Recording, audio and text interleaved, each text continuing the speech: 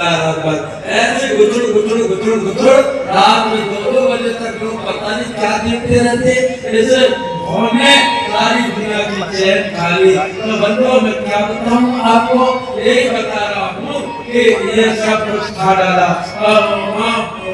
मैंने अपने बच्चों को हाथों में पकड़कर उनका भारी भौतिक नुकसान कर रही, और आगे कुछ वर्षों बाद ये फोन हर घर में एक पागल पैदा कर देगा, एक डिप्रेशन वाला पैदा कर देगा, और आदमी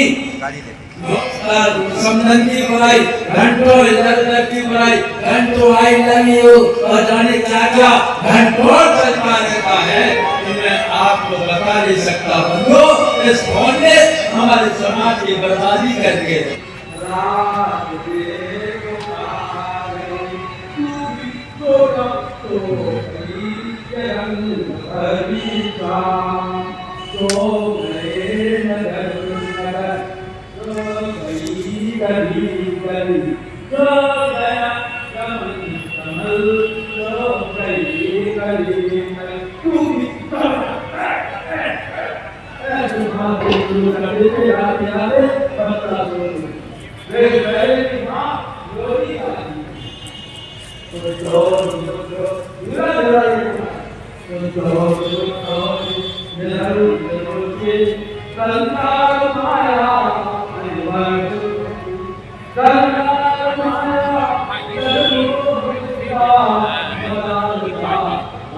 आवाज नहीं देख सकते, बहुत कठोर हुए हैं।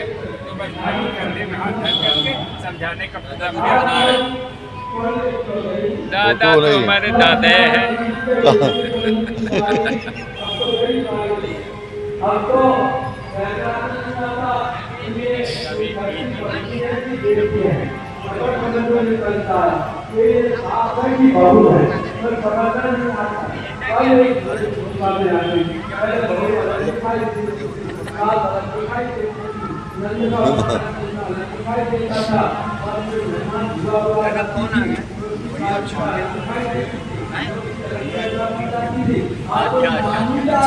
बना रहे हो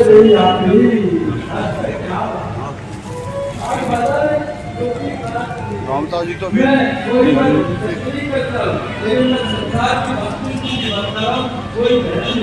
मेरी फोटो क्या खींच रहे हो? फोटो खींचते क्या पहनते? बाबा की दाढ़ी बिल्कुल किससे मिलती जुलती है।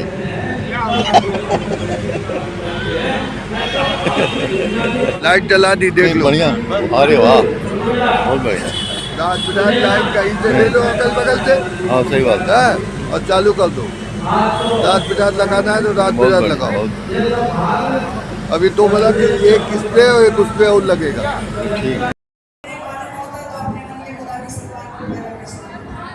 तो इस तरह से हम लोगों को क्या करना है, जो आ रहा है उसका आप सम्मान करिए। भगवान का जो अंश आपके पास आ रहा है उसका हृदय से उसके आने का स्वागत कीजिए। ये हमारा छोटा एक एक्टिविटी है।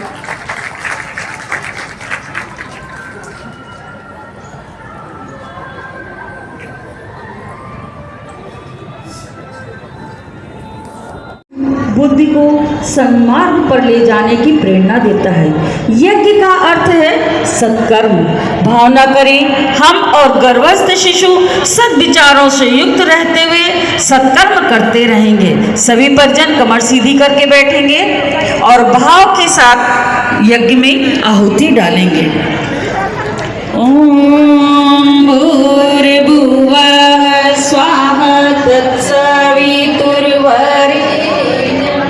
भर्गो देवस्य धीमहि धियो यो नः प्रचोदयात्। ओम भूर्भुवः स्वाहा तत्सवितुर्वरेण्यं भर्गो देवस्य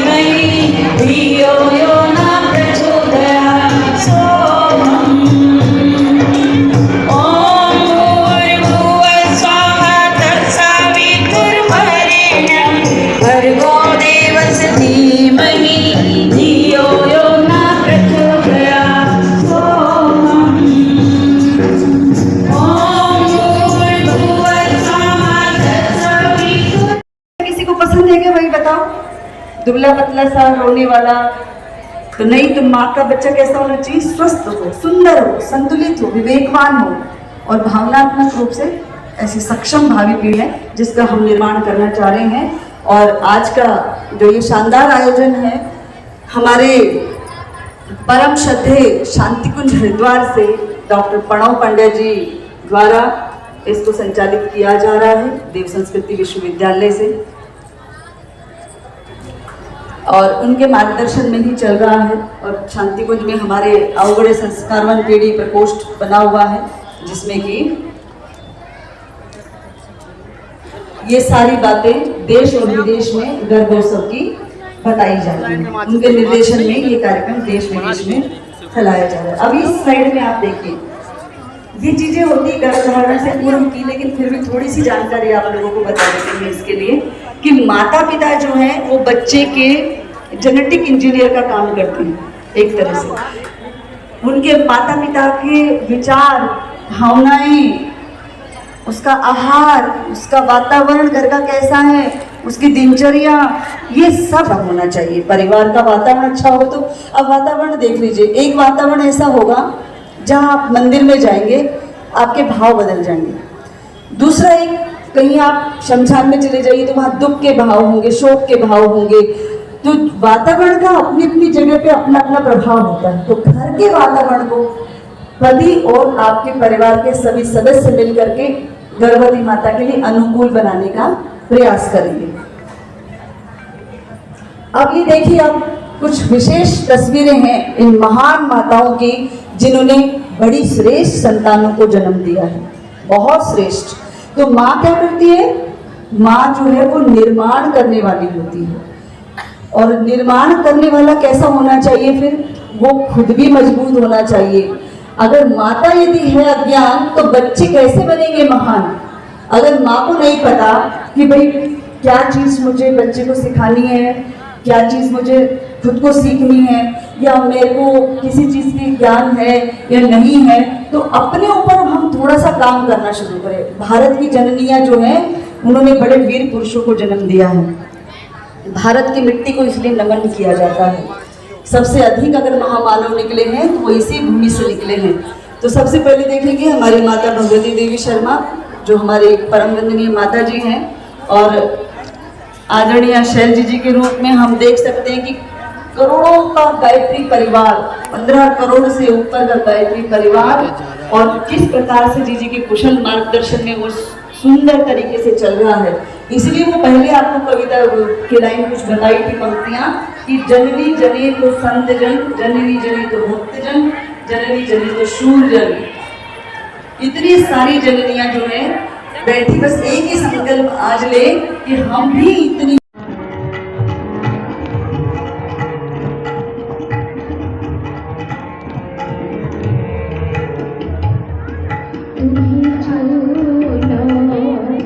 आज यहाँ पर सामूहिक गर्भ संस्कार या पुंसवन संस्कार संपन्न कराए जा रहे हैं। उसी के लिए यहाँ पर हमारी गर्भवती बहनें और एकत्रित हैं। इसका जो संयोजन है वो डॉक्टर संगीता सारस्वती के माध्यम से किया जा रहा है। और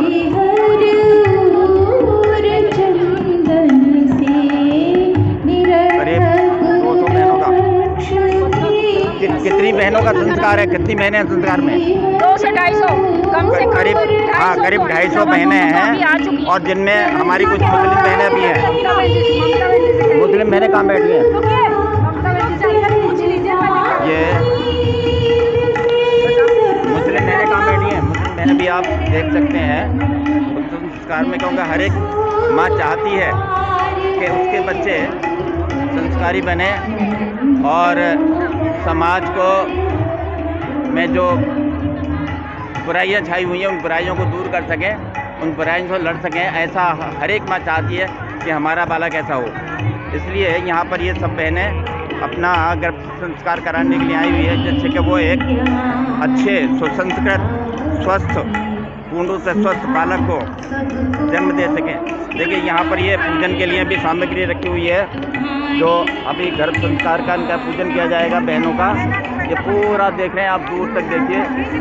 ये हाँ, ये पीछे भी आप देखिए। और ये बहुत सुंदर दृश्य यहाँ पर वेदन सभी से कि जिनके घर में भी कोई गर्भवती बहू बेटी है तो गायत्री परिवार से संपर्क करें और उसका जो है वो गर्भ संस्कार कराएं, जिससे कि समाज में एक नमस्कार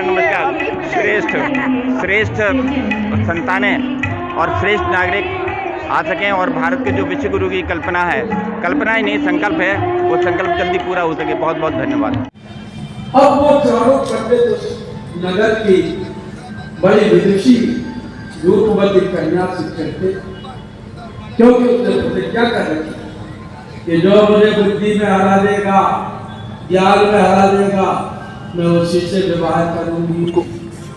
अब तो बड़े बड़े पंडित, बड़े बड़े राजकुमार, बड़े बड़े राजा धुरंधर सब, अब एक कालिया को लाया गया और उसके पिता से कहा गया कि मौनी महाराज आपकी लड़की से साक्षात्कार करने हैं, वो मौन होकर के इशारों से साक्षात्कार करें। ठीक है मंदिर।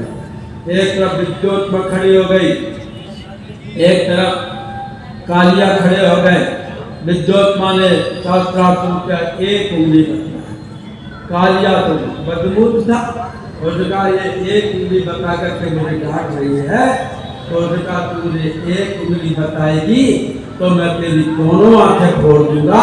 लेकिन वो लड़की ने सोचा कि ये कह रहा है, मैंने कहा कि ब्रह्म एक है, ये कह रहा नहीं, ब्रह्म और माया से संसार बना। तो उसने 3 उंगली बतलाई। उस लड़की का कहने का मतलब ये था कि ब्रह्म प्रकृति और जीव से ये संसार बना है, तो उसने 3 उंगली बतलाई। तो ये कह रही है कि अगर तू मेरी दोनों आंखें फोड़ेगा तो मैं तेरी दोनों आंखें भी फोड़ दूंगी और तेरी मुंह में भी उंगली बसा दूंगी। तो इसने 5 उंगली। इसका कहने का मतलब ये था कि अगर तू ऐसा करेगी तो मैं तुझे थप्पड़ ही थप्पड़ मारूंगा। तो उसने 10 उंगली बतलाई और 10 उंगली करा नहीं, 5 तत्वों से संसार बना है, 5 का भी मिलता है। और 10 उंगली बतलाई और कहा नहीं, मनुष्य का शरीर 5 ज्ञानेंद्रिय 5 कर्मेंद्रिय से बना है, 5 तन्मात्राएं और 5 तत्वों से ये संसार चल रहा है। और 10 बताए तो 10 सोचा कि तू एक थप्पड़ मारेगा तो मैं दोनों हाथों से। कृपया चैनल को लाइक, सब्सक्राइब और शेयर अवश्य करें। धन्यवाद।